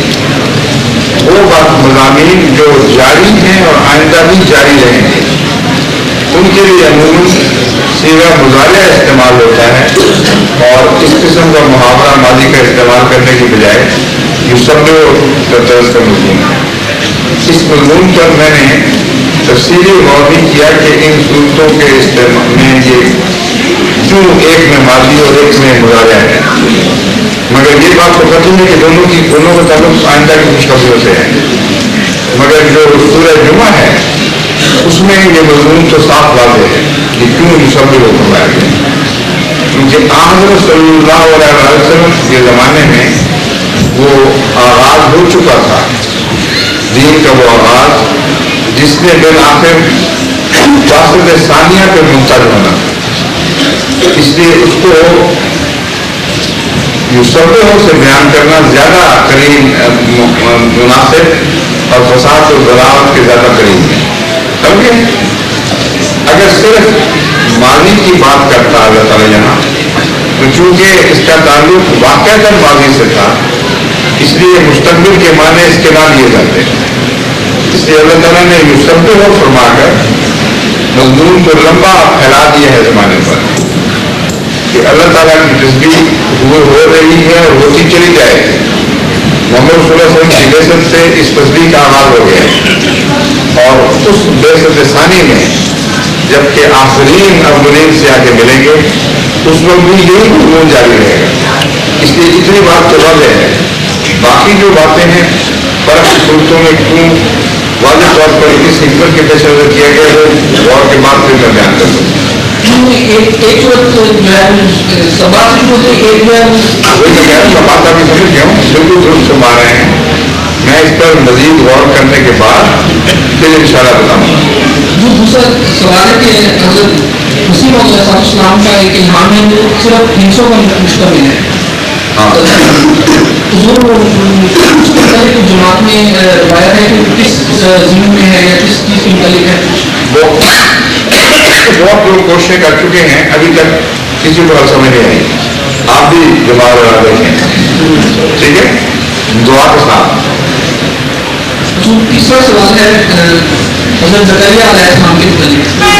बाइबल में हज़रत ज़करिया अलैहिस्सलाम नबी को हज़रत जायदा के वालिद से अलग बताया गया है। कुरान करीम में अभी मैंने देखा है किसी जगह पे भी हज़रत ज़करिया जो हज़रत जायदा के वालिद थे उनको ख़ुसूसन नबी या रसूल नहीं फरमाया गया। सिर्फ एक आयत में दोनों का इकट्ठा नबी के तौर पर जिक्र है, लेकिन उस आयत में हज़रत ज़करिया का वाज़ेह तौर पर बतौर नबी जिक्र मौजूद है कुरान करीम में। तुम उसी तसलसल में ज़करिया का नाम शामिल है। जी, उसमें बड़ी भी सवाल है कि इस आयत में ज़मानी तरतीब नहीं है या वो मुझे पता है क्यों नहीं है, वो अलग मसला है, वो तो एक लंबा तफसीली मज़मून है। अल्लाह ताला ने ब्रैकेट किया हुआ है बाज़ खास किस्म के अंबिया को इकट्ठा, और उसकी और हिकमत है, इसका बेज़बानी तरतीब नहीं है।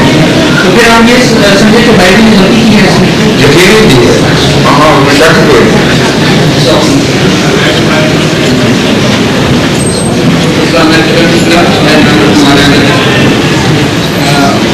अगर इस्लामी जमात में मालिकों ने गाड़ियों के मुँह से क्लीन करो तो दरमियान की जो है जब किसी का तो उनका यही जवाब होता है कि नबी नहीं पड़ी थी क्या नहीं, हर गैर से जो पूछेगी उसका जवाब नहीं होगा।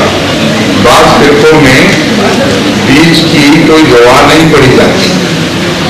हो सकता है उस फिरके वाला कोई आपका वाकिफ हो और आपने उससे पूछा हो। कई ऐसे फिरके हैं मुसलमानों में जिनमें कतई तौर पर ये दुआ पढ़ी जाती है, और इससे बहस हटाकर कि फिरके क्या करते हैं, हमारा काम ये है अहादीस से साबित कर सकें और करें कि रसूल करीम सल्लल्लाहु अलैहि वसल्लम ये दुआ पढ़ते थे और इसकी वसीयत करवाते थे। इसलिए फिरकों में पढ़ने की जरूरत ही कोई नहीं।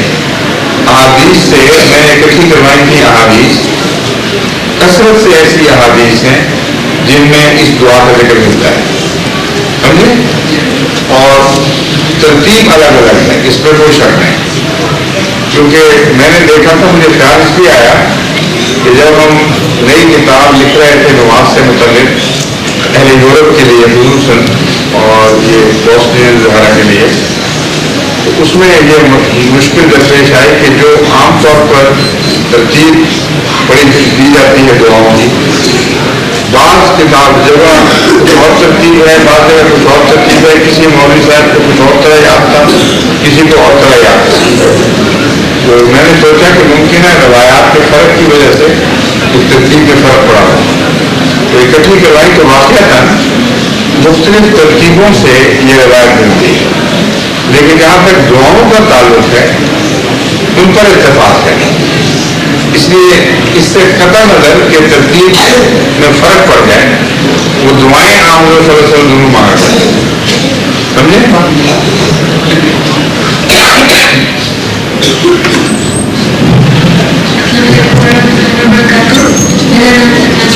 वालेकुम अस्सलाम वरहमतुल्लाहि वबरकातुहू। क्या नाम है आपका? और मेरा सवाल ये है कि स्विमिंग पूल क्यों नहीं जा सकते हम? स्विमिंग पूल आपको तैरना आता है? जी। हैं? फिर जा सकते हैं। लेकिन सर मैंने ज़्यादा बार सुना तो कि नहीं जा सकते। क्या? नहीं, स्विमिंग पूल अगर आप मुनासिब कपड़े पहने, नंगे ना नहाएं तो आप जा सकते हैं, ठीक है। मेरा नाम रजनी है।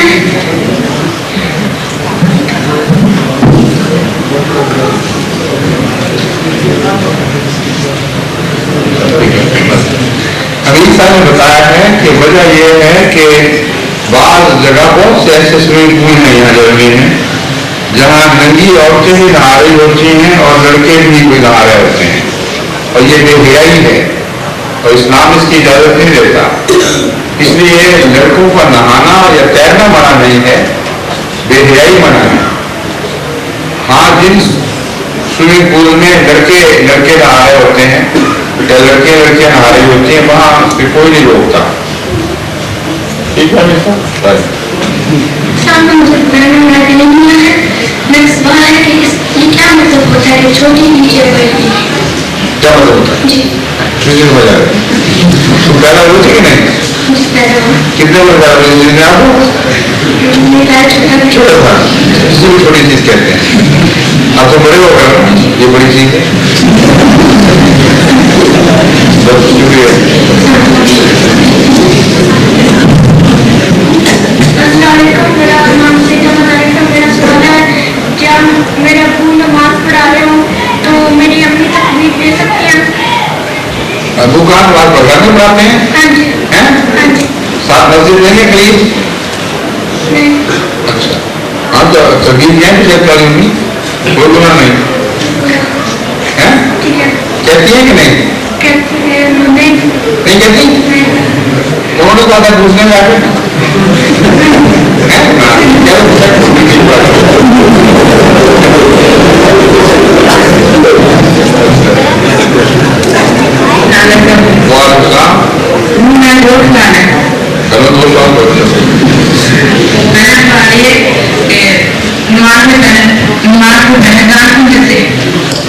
اذان اس لیے کہ لوگوں کو پتہ چلے کہ نماز کا وقت ہو گیا ہے اور اکٹھے ہو جائے کریں. ہر جگہ دنیا میں گھڑیاں نہیں ہیں. پہلے زمانے میں تو بالکل ہی نہیں ہوتی تھی، مگر وہ سورج دیکھ کر اندازے لگایا کرتے تھے. بعض دفعہ بادل ہو جاتے نہیں پتہ چلتا. تو ہر کام آدمی اپنے کام میں مصروف اذان کی آواز سن کر وہ مسجد پہ آ جایا کرتا تھا، آسانی پیدا ہو جاتی. اور آج کل کے زمانے میں گھڑیاں تو ہیں لیکن ہر ملک کے حساب جو ہیں وہ ایک طرح کی تہذیب، ان کی ایک طرح کی ترقی نہیں ہے. افریقہ میں بکثرت ایسے علاقے ہیں، اسی طرح دنیا کے دوسرے ممالک میں ایبوریجنیز ہیں، کینیڈا میں، امریکہ میں، ان کے پاس گھڑیاں نہیں ہیں اکثر کے بعد. اگر وہ مسلمان ہوں تو تکبیر کہنی پڑے گی، نہ اذان کہنی پڑے گی تاکہ ارد گرد ان کی آواز آئے اور اس کی خاطر لوگ اکٹھے ہو جائیں، اس کو سن کر لوگ اکٹھے ہو جائیں. ایک دفعہ ہوا تھا یہ واقعہ کہ جس طرح آج کل پاکستان میں ایم کی اذان پر پابندی ہے، سکھوں کے زمانے میں مسلمانوں کی اذان پر بھی پابندی لگا دی گئی. یعنی غیر اہلی مسلمانوں کے اوپر بھی یہ وقت گزر چکا ہے، پھر بھی نصیحت نہیں ہوئی. لیکن اس زمانے کے جو سکھ رولر تھے وہ آج اس زمانے کے مسلمان رولر سے زیادہ معقول انسان تھے، زیادہ منصف گزار تھے. چنانچہ جو رنجیت سنگھ تھے، مہاراجا رنجیت سنگھ، اگرچہ ان پڑھ تھے لیکن ان کے عقل اور ان کے انصاف کے بہت قصے مشہور ہیں. ان کے راج میں مسلمانوں کو بہت امن ملا.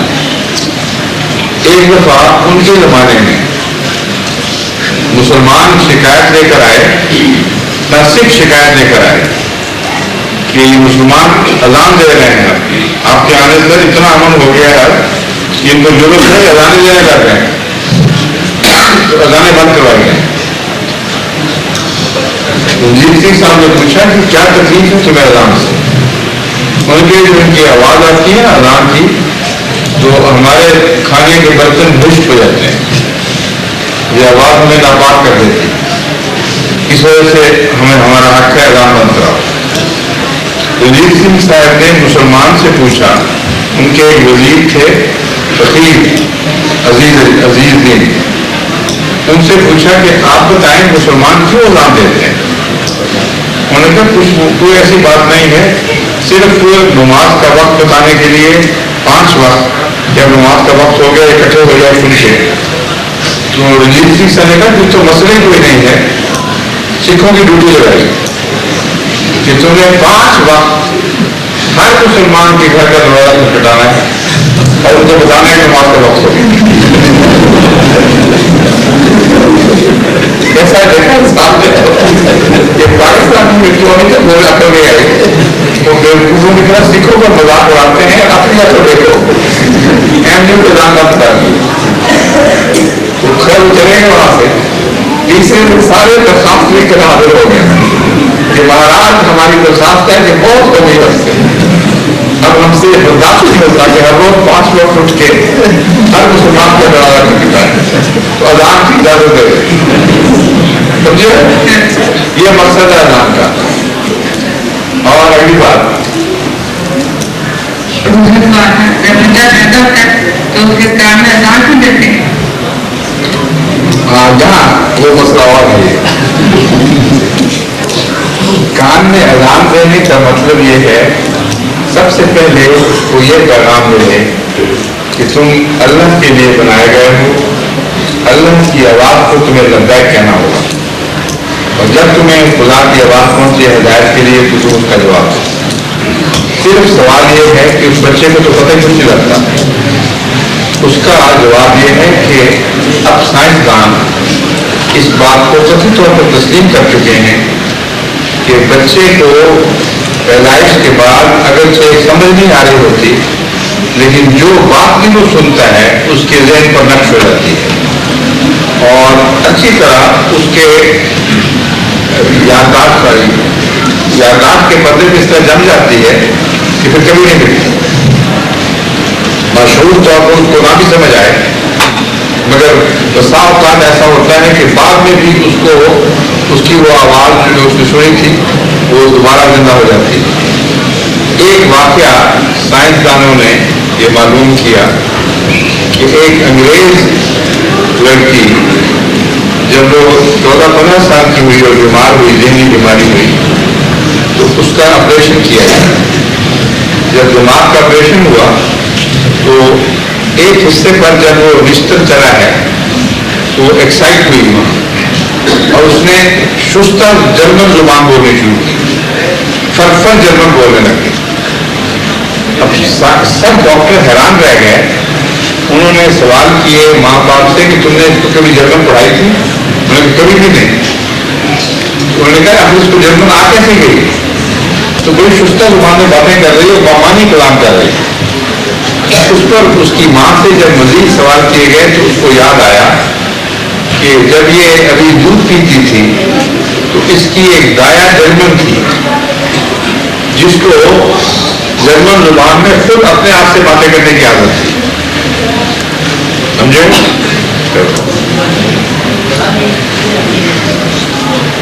इसको सलीलकी कहते हैं, अपनी जुबान अपने आप से खुद बातें मालूम करते रहते हैं। तो जितनी वो बातें अपने आप से किया करती थी बच्ची सुन रही थी और उसकी याददाश्त के फसलों पर रकम हो रही थी, लिखी जा रही थी, लेकिन उसको पता नहीं था क्या हो रहा है, लेकिन मौजूद रही गई है। तो ये अल्लाह की शान है कि इस्लाम पहला मजहब है जिसने ये मुतनव्वे किया है कि जो कुछ तुम कह रहे हो बच्चे के ज़हन पर नक्श होगा, इसलिए सबसे पहले अल्लाह की बात उसके ज़हन में डालो, समझे? और फिर जाना ही नहीं आते।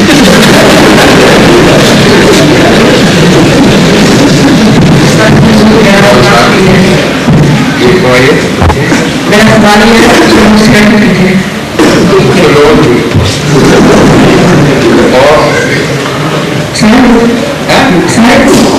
मुसलमान एमपी सबसे पूछा अर्थ तो बड़ी होती है उसकी, जो उसका जवाब उतना है बस। कॉफी भी पीते हैं, चाय भी पीते हैं, आदत भी थोड़ी होती है, तो ये भी आदत पड़ गई। ठीक, शुक्रिया।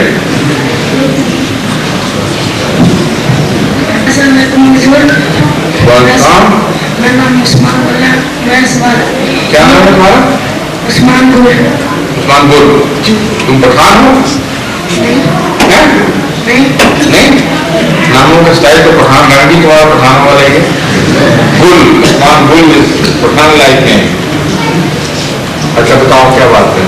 सवाल ये जानवर इंसान जैसे क्यों बोल सकते हैं? जानवर क्यों नहीं बोल सकते? इंसान की तरह। इसलिए कि अल्लाह ताला ने जानवर को जुबान सिखाई नहीं है।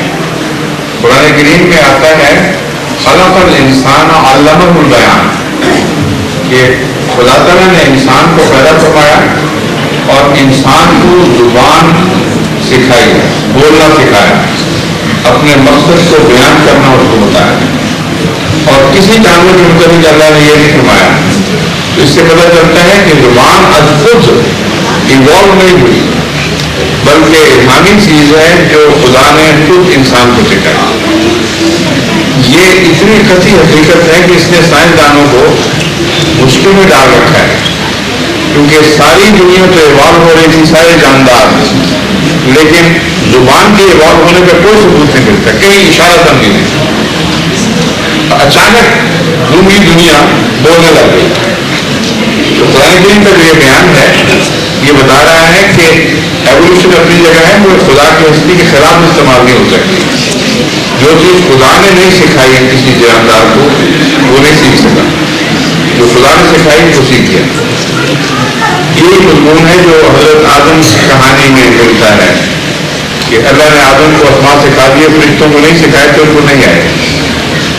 तो जुबान अल्लाह ने सिखाई है, समझ लो।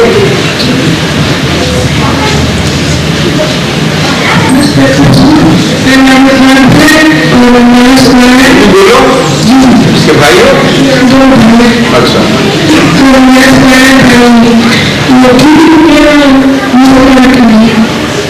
हाँ बहुत बुरी बात है, हो जाना चाहिए, हाँ ये इत्तेफाक है बात।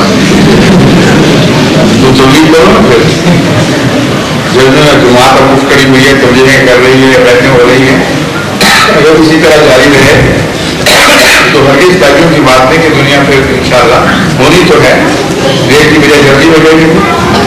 ठीक है,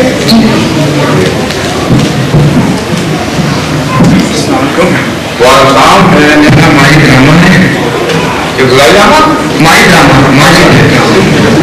मेरा सवाल है कि आइंस्टाइन की थ्योरियां टाइम के बारे में, उसमें से एक है कि अगर इंसान 99.98% लाइफ भी देने से जमीन के उल्टे चक्कर लगाना शुरू करे, तो अगर 70 साल चक्कर लगाए तो जमीन पे बहुत ज़्यादा गुजर जाएंगे। ये इस तरह नहीं इसका बयान कर रहे हैं, वो रिलेटिविटी की थ्योरी है, theory of special theory of relativity, जिसके जरिए उसने ये बयान किया है कि हर इंसान का वक्त उसके अपने हिसाब के मुताबिक चलता है और हर चीज़ का, सिर्फ इंसान ही के नहीं, हर चीज़ का वक्त उसकी अपनी कैफियत के मुताबिक गुजरता है। और जब जरूरी नहीं कि दोनों वक्त एक ही ज़माने में जो दुनिया शेयर कर रही है, हर एक का वक्त एक ही तरह गुजरे, समझे? ये इतनी सी बात है सिर्फ।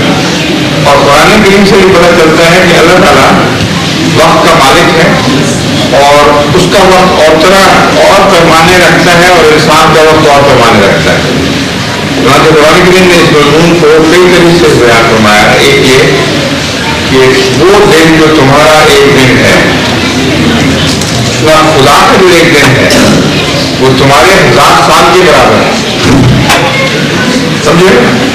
तो एक दिन गुजरा है, उसमें 1000 साल इंसान के गुजर गए, तो कौन सी ताज्जुब की बात है? कुरान में पहले ही बात बयान की हुई है। तो इस हिसाब से खुदा हर टाइम हो सकता है, फ्यूचर में भी और जो चीज़ें गुजरती हैं उसमें भी एक वक्त हो सकता है। खुदा तो वक्त से ऊपर है, वक्त पैदा करने वाला है, समझे?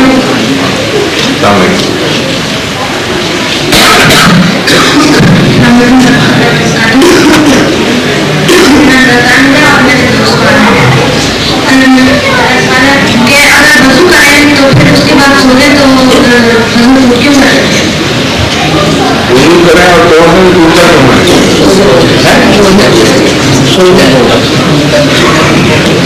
तोड़ने से दो वजूहात से टूटता है। अव्वल ये कि सोने से गफलत पैदा होती है, तबीयत में सुस्ती पैदा होती है और नमाज के लिए वजू इसलिए किया जाता है कि तबीयत में मुस्तैदी पैदा हो, ताज़ा दिमाग हो जाए, ताज़ा जहन हो اور عبادت توجہ کے ساتھ کر سکیں. تو سونا اس مضمون کے بالکل اپوزٹ ہے, الٹ ہے. اس لیے سونے سے وضو لازم آ جاتا ہے. دوسری وجہ یہ ہے کہ سونے کے ساتھ انسان کو اپنے اوپر کنٹرول نہیں رکھتا. انسان سوتے ہوئے ہوا بھی خارج ہو جائے اس کو پتہ ہی نہیں ہوگا کہ کیا ہوا ہے. اس لیے سونے کے ساتھ ہی جو وقت پاسبل ہے اس کا اہتمام شروع ہو جاتا ہے. اس وجہ سے بھی سونے کے بعد وضو دوبارہ کرنا پڑتا ہے. میرا دوسرا سوال ہے کعبہ کے ارد گرد گھومتے تھے. محبت کی علامت ہے اور فدائیت کی. جب انسان کو کسی سے عشق اور پیار ہو اس کا دماغ اس کے گرد گھومتا رہتا ہے. جس سے محبت ہو جائے ہر وقت دماغ اس کے چکر لگاتا رہتا ہے. شاید ان کی گلیوں کے چکر مارتے رہتے ہیں. تو یہ چکر لگانا ہے, یہ محبت اور عشق کی نشانی ہے. تو خانہ کعبہ کے گرد چکر اسی بات کو, اگر اسی بات کا دماغ انسانی ذہن میں شعور پیدا کرتے ہیں, یہ چکر کہ ہمیں اللہ سے محبت کرنی چاہیے اور وہ طریقے اختیار کرنے چاہیے جو محبت کے نتیجے میں خود کو خود پیدا ہوتے ہیں. سمجھو. السلام علیکم, میرا نام طالب وسیع بھٹی ہے. کیا نام ہے آپ کا؟ طالب وسیع بھٹی. میرے دو سوال ہے. میرا پہلا سوال یہ ہے, جیسے پہلے ایک بچہ آیا تھا, اس نے پوچھا تھا آپ نے سوال پہ تھا, آپ نے کہا تھا کہ تبلیغ کریں. اب میں اپنے اسکول میں ایسے کلاس میں تبلیغ کرتا ہوں, ایسے مثال ہوتے ہیں, ایسے اسلام پر سکھانیاں وہ نہیں کرتا. کرتے ہیں جی. شاباش, جزاک اللہ, بہت اچھے بچے ہو. لیکن وہ پھر اسلام پر سکھانیاں ہوتے ہیں. وہ اپنا کمائی کر رہے ہیں تو اپنی کمائی کری جاؤ, تمہیں اللہ ثواب دے گا. معاشرے میں اللہ تعالیٰ فرماتا ہے کہ جب بھی دشمن کوئی تکلیف پہنچاتا ہے خدا کی خاطر تم کو قدم اٹھاتے ہو جس سے تکلیف پہنچے, لوگوں کی باتیں سن کر دکھ پہنچتا ہے, تو اللہ تمہارے درجے بڑھاتا جاتا ہے. اور وہ جو گالیاں دیتے ہیں وہ ان کا حال کرنے سے بھی برا ہوتا جاتا ہے. تو برا ہوتا تو نہیں ہے, تمہیں تو ثواب مل گیا تبلیغ کا. جی. میرا دوسرا سوال یہ کہ جو صبح کی بات میں ہم لوگ اس طرح اپرائی میں نہ کیوں کہتے ہیں؟ لوگ سوئے ہوئے ہوتے ہیں لیکن وہ نیند پیاری ہوتی ہے, ان کو نیند ان کو بہت پیاری ہوتی ہے. تو شروع میں اللہ اکبر بیٹھ کے تھوڑا تھوڑا جاگنا شروع ہو جاتے ہیں. جب حیا الصلاۃ حیا الفلاح ختم ہوتا ہے تو اس وقت کچھ نہ کچھ کروٹیں لے کے ہوش آنے لگ جاتی ہے. تو اس وقت کو بتایا جاتا ہے کہ دوبارہ میں سو جانا. جو نماز ہے وہ نیند سے زیادہ پیاری تھی, زیادہ پیارا ہے, سمجھے. لیکن اکثر ویسے نظور میں بھی بندہ سو رہا ہوتا ہے. اکثر ویسے نماز کی نماز ہے تو بھی بندہ سو رہا ہوتا ہے. گجرات بندہ بھی سو رہا ہوتا, اتفاق سے بات سوچتے ہیں مگر قانون نہیں ہے ہم میں. کچھ سوچتے ہیں کچھ نہیں سوچتے. ویسے تو انسان ہر وقت بھی سو جاتے ہیں, کوئی دن کا ایسا نہیں جو کوئی نہ کوئی سو نہ رہا ہو. تو پھر تو ہر نماز میں داخل کرنا پڑے گا. صبح کی نماز اس لیے ہے کہ قانونی قانون ہے. کئی جاگیری ہوتے ہیں, جاگیری ہوتے ہیں, ہاں, پھر چند کی خاطر قانونی بنتا, اکثریت کی خاطر بنتا ہے. کیونکہ اکثر لوگ سوئے ہوئے ہوتے ہیں اس وقت, اس لیے ان کی خاطر خدا نے یہ بیچ میں معاملہ یہ ایک فیصلہ رکھ دیا کہ نماز نیند سے بہتر ہے. ٹھیک ہے.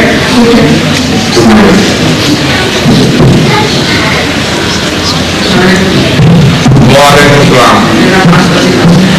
کیا نام ہے؟ میرا سوال یہ ہے کہ شہر میں کہتے ہیں کہ دنیا اجازت نہیں ہے کیونکہ بہت کھانا پینا ہے.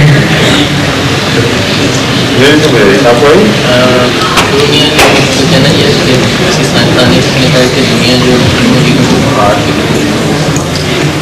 باہر ہوگی पूरी तरह से पहाड़ को जैसे मारा बिना जाना पहाड़ को पहाड़ नहीं पिघल गए, घर से पिघल रहे, समझे। और ये पहली दफा नहीं हुआ और इसके नतीजे में दुनिया खत्म नहीं हुआ करती, बल्कि बाद चक्कर होते हैं, बाद 10,000 साल के बाद सर्दी की लहरें आती हैं और गर्मी की लहरें भी आती हैं। बाद 40,000 साल का एक चक्कर बताते हैं। तो जब गर्मी की लहरें बहुत आ जाएं उस वक्त जो ग्लेशियर्स हैं वो पिघलने लगते हैं। जब वो पिघलते हैं तो फिर पानी, समंदर के पानी चढ़ जाते हैं और बहुत सी तब्दीलियाँ पैदा होती हैं और पहाड़ों में बहुत सारे हिस्से नंगे होने लग जाते हैं। फिर उसके बरक्स मौसम बदलता है, फिर बर्फें जमनी शुरू हो जाती हैं, सर्दी बहुत बढ़ जाती है और फिर वो ग्लेशियर जो हैं वो नीचे तक उतर आते हैं, बहुत दूर दूर तक फैल जाते हैं। तो ये अल्लाह ताला ने जोग्राफिया में जो असरात रखे हैं, यानी जोग्राफियाई उर्दू में ये मौसम के अदल में बदलने में जो असरात रखे हैं उसके नतीजे में दुनिया की मौजूदा शक्ल हमें दिखाई दे रही है। जो अरब है, रेत के जर्रे है यहाँ, वहाँ एक ज़माने में ग्लेशियर होते थे, वो बहुत सख्त सर्दी की लहर और दुनिया खत्म तो नहीं हुई, फिर वो शुगर के पीछे हट गए, अपने पीछे रेत के जर्रे छोड़ गए और बाद में साथ जब गर्मी हुई तो फिर सख्त सर्द इलाकों में ऐसे ऐसे पौधे उगने शुरू हो गए जो उमूमन गर्म इलाकों में मिलते हैं। तो अल्लाह ताला के तरीक है जिससे दुनिया को डेवलप कर रहा है। और ये भी है कि इंडिया में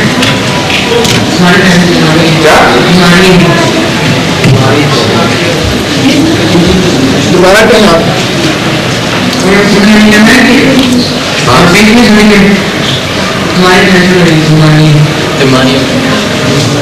बीसवीं सदी में अक्सर बीमारियां वो हैं जिनका गुनाहों से ताल्लुक है और क्योंकि इंसान ज़्यादा गुनाहगार हो गया है और उसके अय्याशी की जिंदगी के नतीजे में हवा में भी पोल्यूशन ज़्यादा हो गई है, इसलिए बीमारियों में फैलने का। ठीक है, मैं दूसरा सवाल ये है, दूसरा चौथा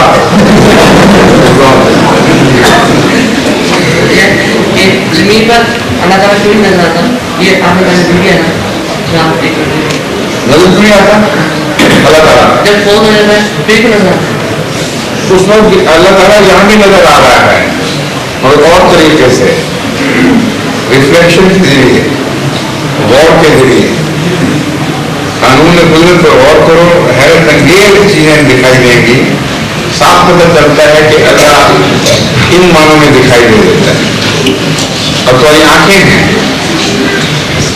ये देखने के लिए है और लोग कहते हैं आंखों से खुदा नजर नहीं आता, हालांकि सबसे ज्यादा आंखों से खुदा ही नजर आता है, क्योंकि आंखों पर गौर करो तो एवोल्यूशन के जरिए पैदा हो ही नहीं सकते, क्योंकि एक रेटिना है, उसके अंदर रॉड्स हैं, कोन्स हैं, तस्वीरें बनने का निज़ाम है, उसके आगे फिर लेंस लगे हुए हैं, वो बड़े भी होते हैं, छोटे भी होते हैं। पिक्चर उनका लेंसेज की जो फोकल लेंथ है वो ऐसी परफेक्टली ऑर्गेनाइज है कि तस्वीर रेटिना पे पड़ती है वहाँ जहाँ वो मुकम्मल सही तस्वीर बनती है और छोटी सी बन रही है।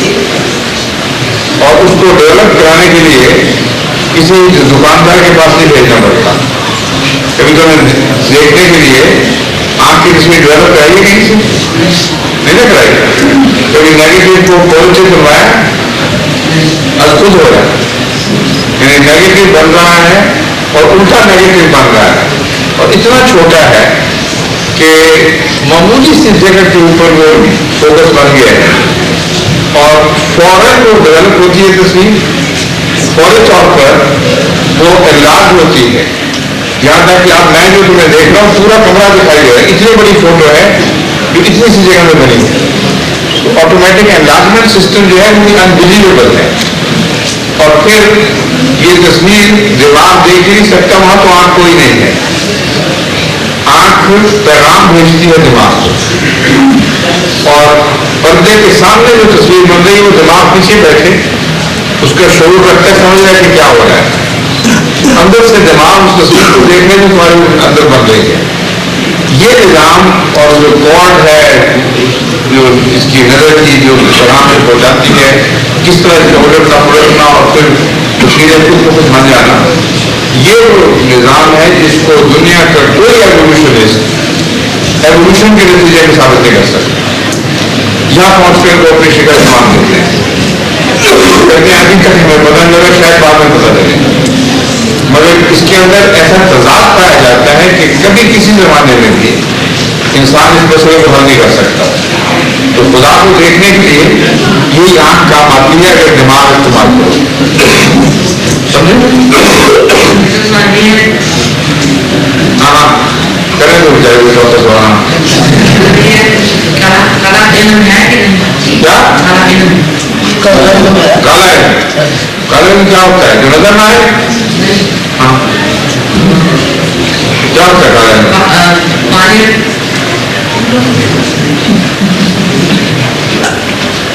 جو پانی میں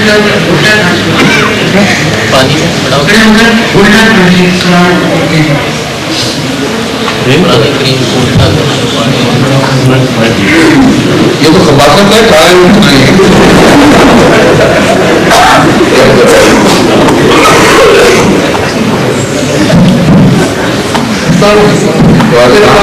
نہیں سر یہ ہے کہ آدمی سے شادی کرتا ہے لیکن اس میں بچپن میں اس آدمی کی بات ہوتی ہے تو ان دونوں کے درمیان شادی جائز ہے؟ دودھ کے رشتوں میں اسی طرح شادی ناجائز ہو جاتی ہے جس طرح اصلی رشتوں میں ہوتی ہے، بس یہ جواب ہے۔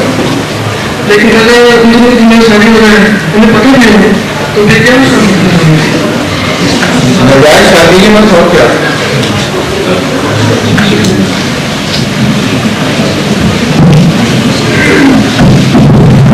ہاں جی